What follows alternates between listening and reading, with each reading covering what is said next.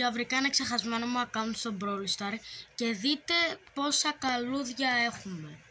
Θα αρχίσουμε πρώτα από τα 10 random star drop. Super rare, super rare, mythic. Τι είχαμε γκέλ. Μια χαρά, δεν με χάλασε. Γενικότερα σε αυτό έχω παίξει ελάχιστες φορές. Ίσα ίσα παίρνω από εδώ πέρα τα πράγματα και το κλείνω.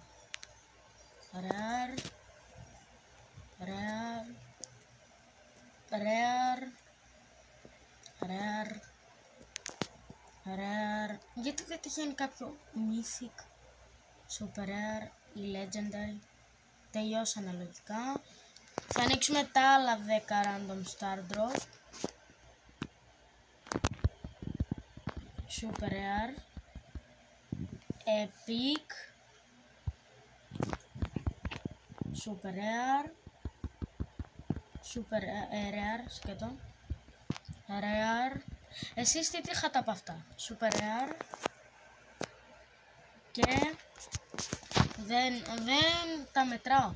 Θα έπρεπε να βάλουν έναν αριθμό ώστε να ξέρουμε σε ποιο είμαστε.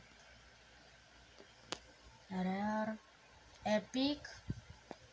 Το τελευταίο ήταν.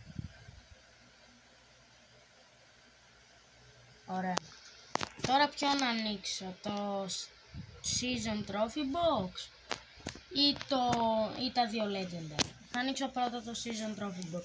Για τα legendary έχω περισσότερο hype.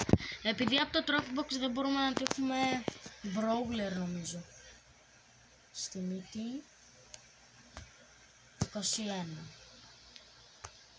Blinks, blinks, blinks, blinks, blinks, blinks, blinks. 3 gems. Blinks, blinks, XP doubler, blinks, blinks, gems, gems και αναβοσβήνει στο 5. Πες μου ότι είναι της Παρίς. Όχι. Ωραίο. Το είχα και στο άλλο μου προφίλ αυτό. Ένα spray, pin και player icon. Δεν μου άρεσε πολύ αυτά που είχα. Γενικότερα γέμισα στα blinks. 3.000 blinks. Και τώρα το καλό το πράγμα. Τα legendary star drop. Θα το ανοίξω εδώ, θα το πατήσω. Skin to Colt.